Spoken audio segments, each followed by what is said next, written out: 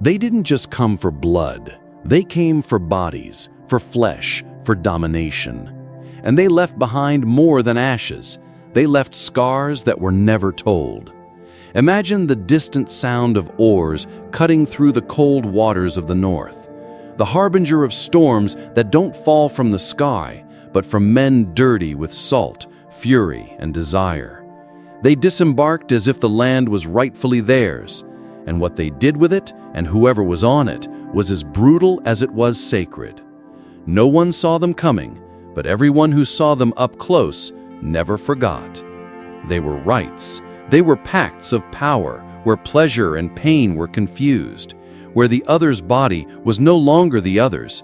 It was a trophy, a battlefield, a pagan altar where something was sacrificed that even words dared not name. Legends hid it.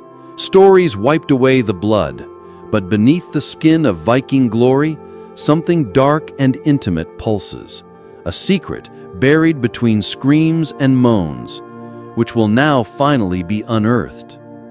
Are you ready to see what history has tried to erase? If this silenced truth impacts you, enjoy this video and comment below on the theme sentence, "Not all desire is born of love, some is born of war." There is something deeply disturbing about the way desire can turn into conquest. In the silent accounts that never made it into the scrolls of official history lies a stark truth. For many of the Viking invaders, the human body was an extension of the battlefield. When the ships cut through the northern mists and touched other people's land, it wasn't just the soil that was violated, it was the other person's skin, womb, orifices, and boundaries. It was an expansion of the male empire, where pleasure was confused with domination, and the sexual act ceased to be an encounter and became a ritualistic imposition.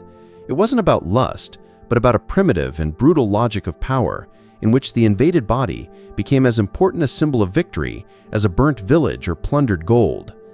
Many of those who describe the Vikings see them through glorified lenses, as warriors of unbridled courage, masters of the sea and the sword.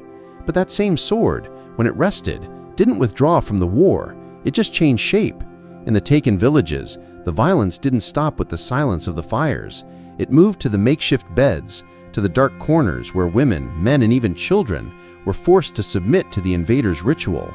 It was a practice that mixed faith and force, a kind of inverted sacredness, where the victim's body became a sacrificial altar and the invader the priest of a religion of fury. This type of practice was not born of common desire, but of a civilizational instinct for possession.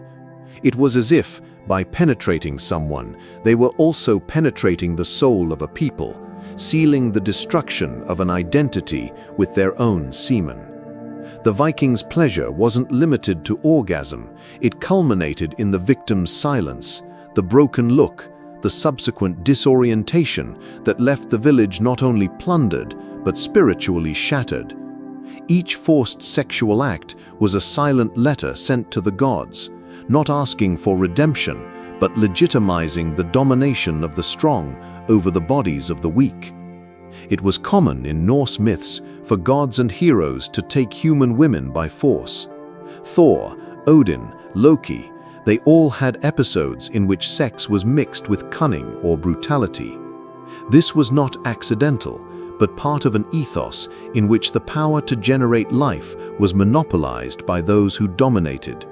The Viking saw himself not just as a man, but as a demigod, and by abusing someone, he was inscribing the continuity of his lineage in someone else's flesh, not as a legacy of love, but as a mark of supremacy. The woman's womb became a forced container, and birth an extension of war. Rites of possession were often disguised under the cloak of fertility. During celebrations such as Blot, pagan ceremonies that mixed offerings, blood, and ecstasy, it was not uncommon for women to be chosen for public sex acts, under the gaze of the gods and warriors. These practices were not consensual in the modern sense, although many historians try to relativize them. When a woman was taken before the fire and the watchful eyes, she was not just an object of desire. She was a symbol of conquered land, of an appropriated womb, of a nation that bowed down. The ancient Scandinavian accounts, even if they are decorated by the distance of time, show a culture where eroticism was always crossed by symbolic violence. Pleasure was almost a punishment, a mechanism of collective discipline, where enjoyment became an instrument of submission. And it has to be said, Viking sexuality was not just an aspect of private life, it was a weapon. The sexual act, for many, had the same symbolic charge as a beheading. It was a way of demonstrating strength, of intimidating, of marking territory with fluids instead of blood. That's why, when thinking about the sexual practices of these warriors, we can't use romanticized Western eyes. We have to face the horror that pulses beneath the aesthetics of mythology. For the invading Vikings, sex was an extension of violence, a political, strategic, and spiritual gesture. It was a way of erasing the other without killing them. It was a way of making them carry forever the weight of a defeat that was not only physical, but intimate, deep, and irreparable. The violated body became a living monument of domination.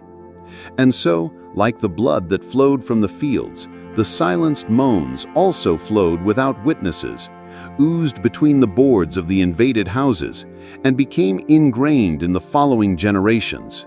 The pain of these encounters, transformed into practices normalized by time, still reverberates in the collective memories of erased peoples, of women whose stories were buried without even being told. And perhaps the time has come to excavate these ruins. In many regions taken over by the Norse, time seemed to bend in the face of everyday brutality.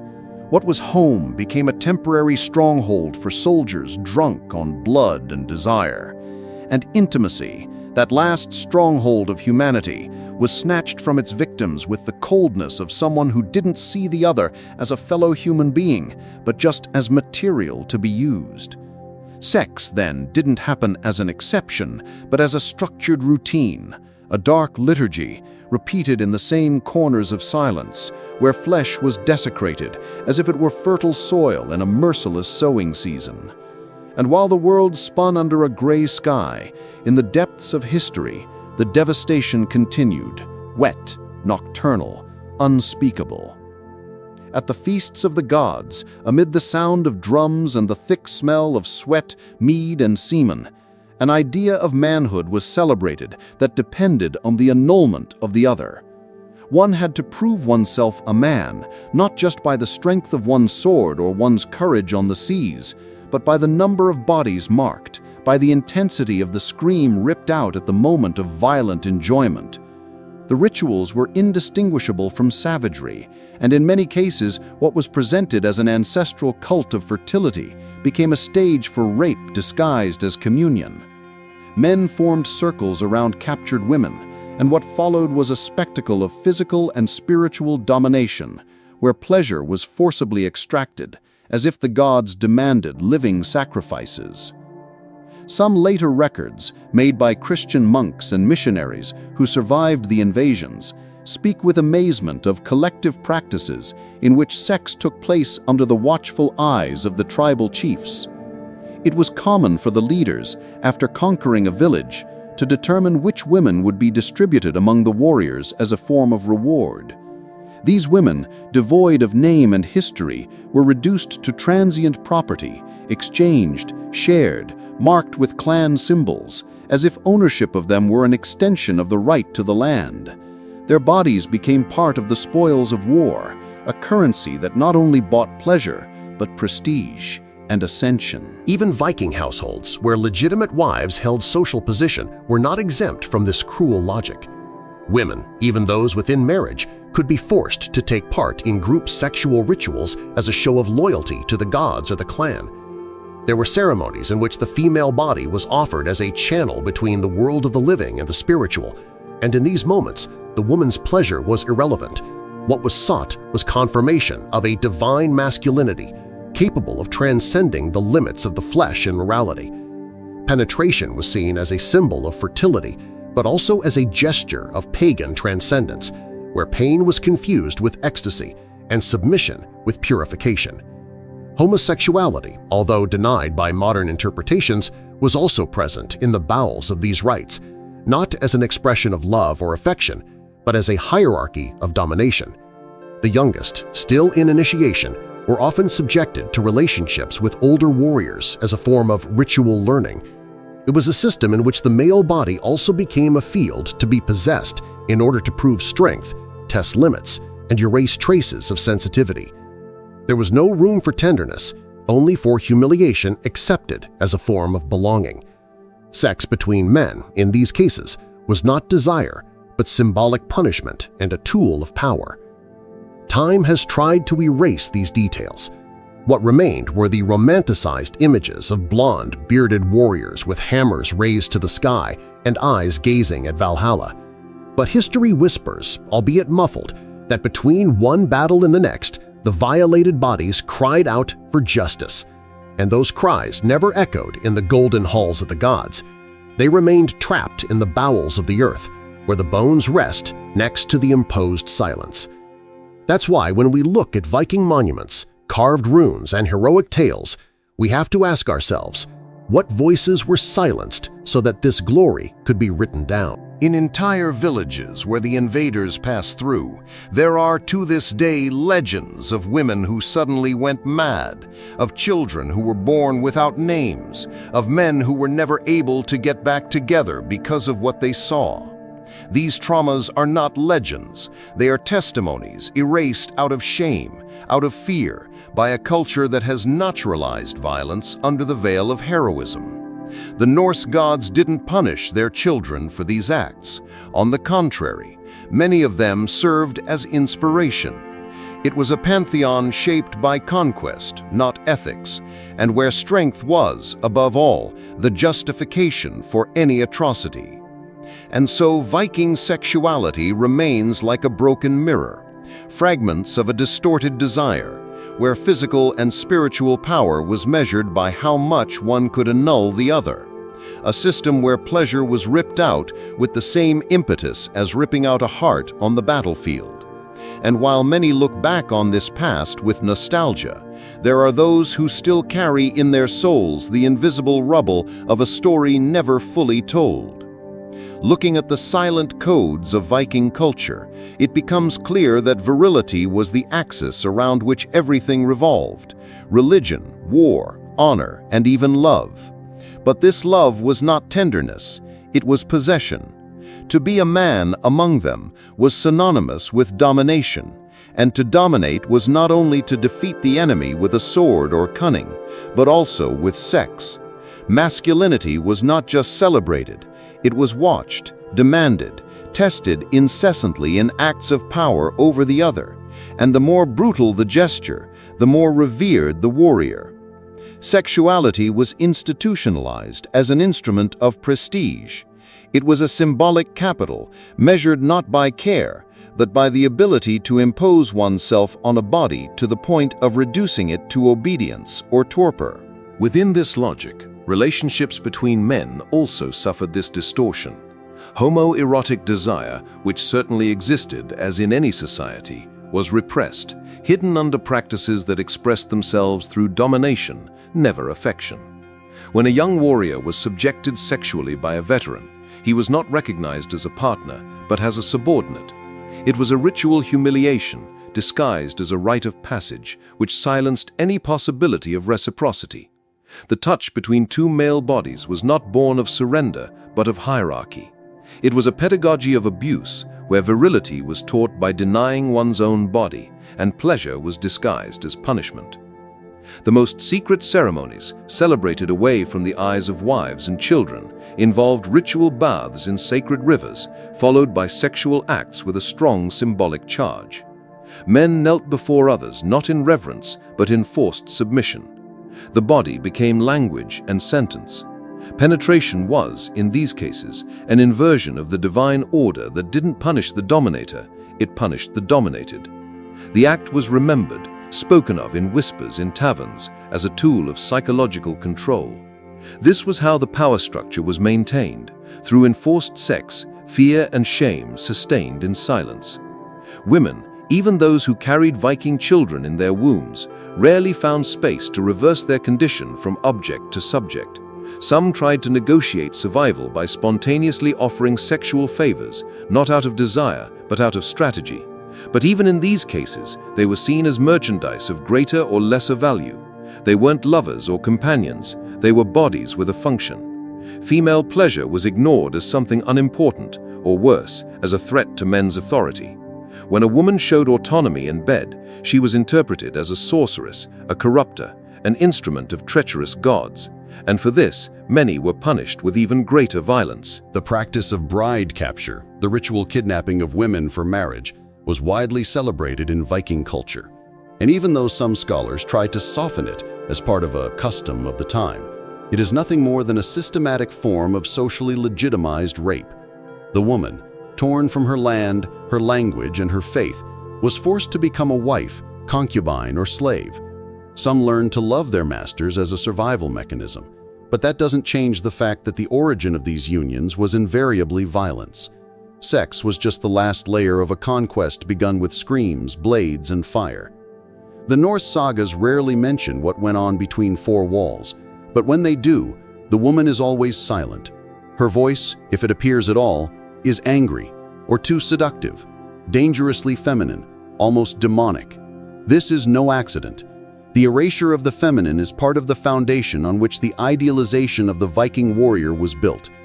To show the female body as a sensitive subject, as a victim of a system, would be to destabilize the myth.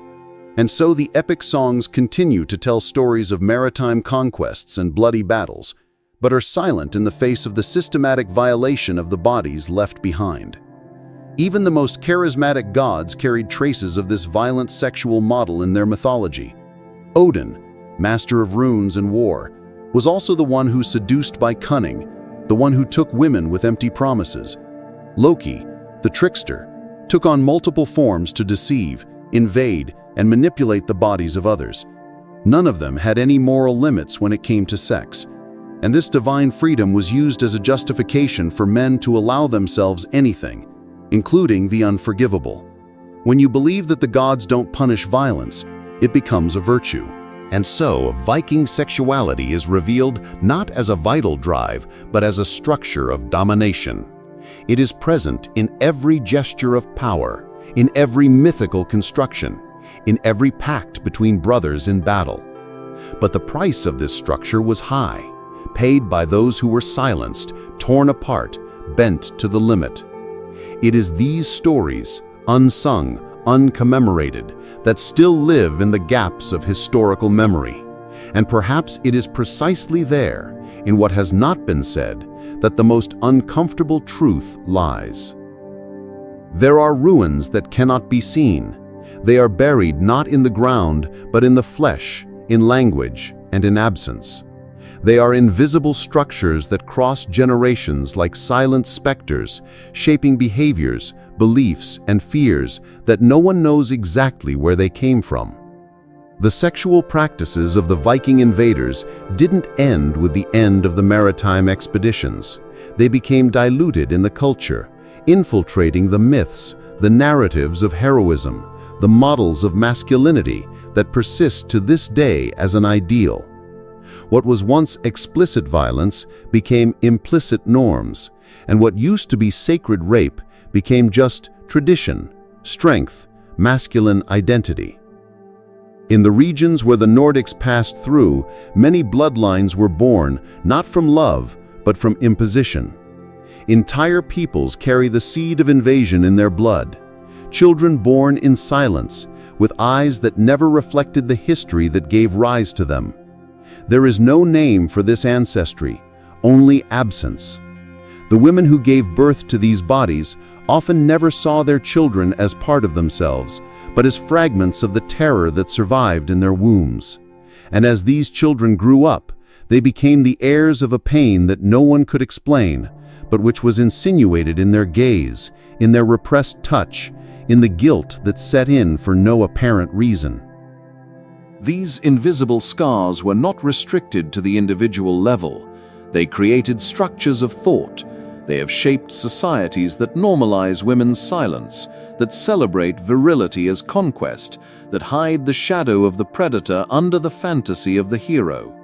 Symbolic violence against the feminine and against everything that is vulnerable has deep roots in this unelaborated past. It's as if the collective soul of Western civilization still echoes the dark rites of those warriors. Take, silence, forget. The denial of trauma has become social architecture. History wasn't just written by the victors, it was carved into the bodies of the vanquished.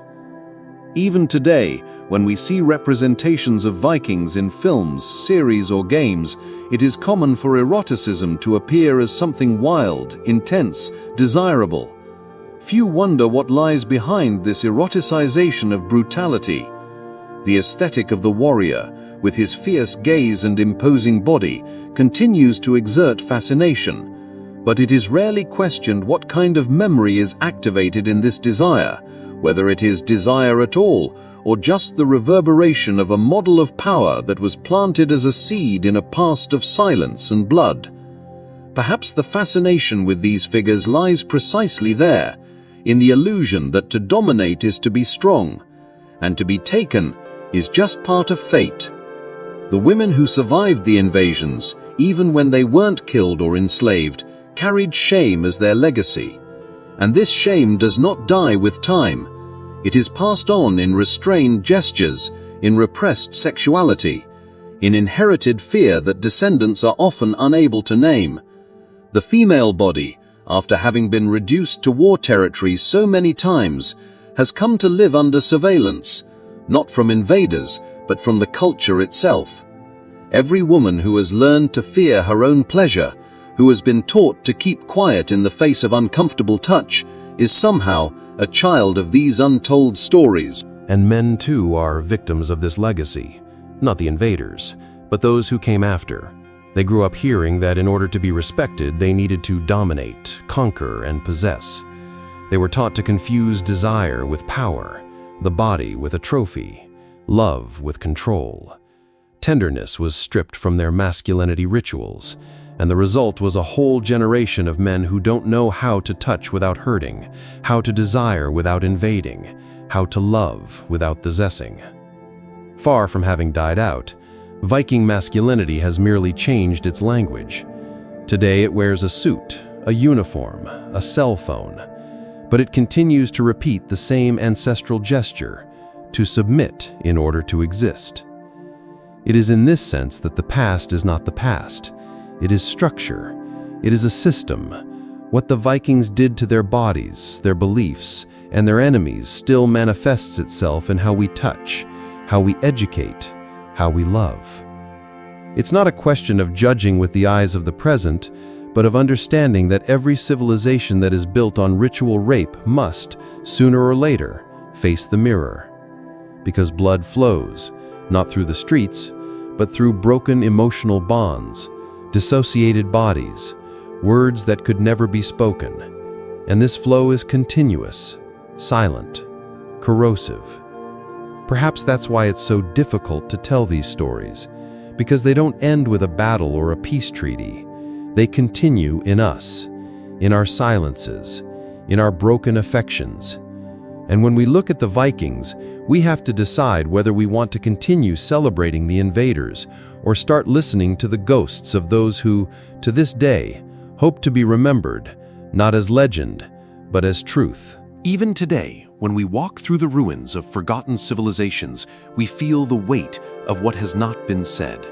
Between moss-covered stones and inscriptions corroded by time, there are echoes of voices that never shouted.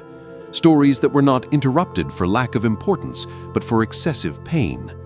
The past is not a distant place, it is within the flesh, in the gestures we inherit without realizing it, in the silence that is still imposed between one touch and the next. The legacy of these invaders is not just on maps, in lineages, or in books. It is repeated every time we confuse desire with possession, every time someone remains silent in the face of a touch that hurts, every time someone's body is treated as a space to be conquered, not as sacred territory. What the Vikings started with their ritualized practices of domination didn't remain in the past. It became a structure, a norm, a repetition disguised as culture. And when we celebrate their myths, their glories, their conquests, We rarely ask ourselves who was erased so that this story could be told. Who was broken? Who was invaded? Who was silenced? And even more rarely do we recognize that we ourselves are often, without knowing it, the bearers of this recycled violence.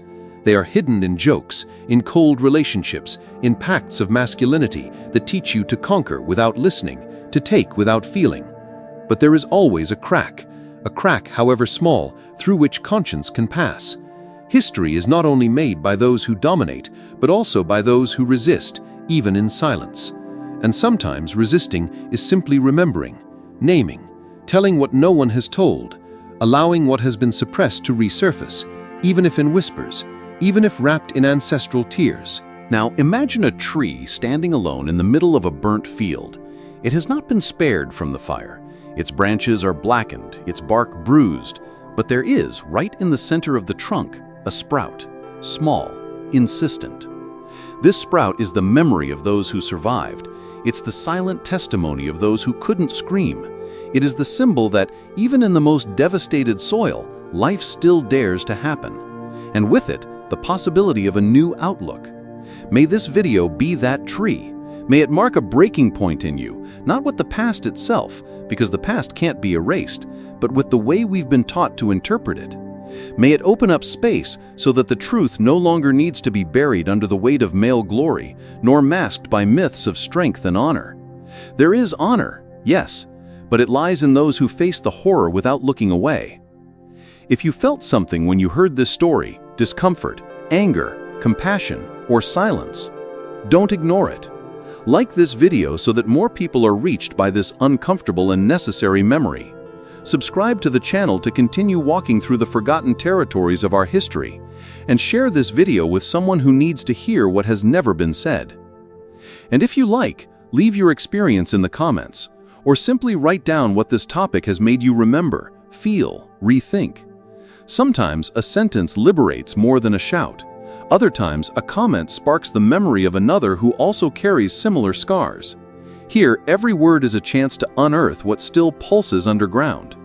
Because in the end, the only thing more powerful than forgetting is the courage to remember. The story that isn't told keeps happening.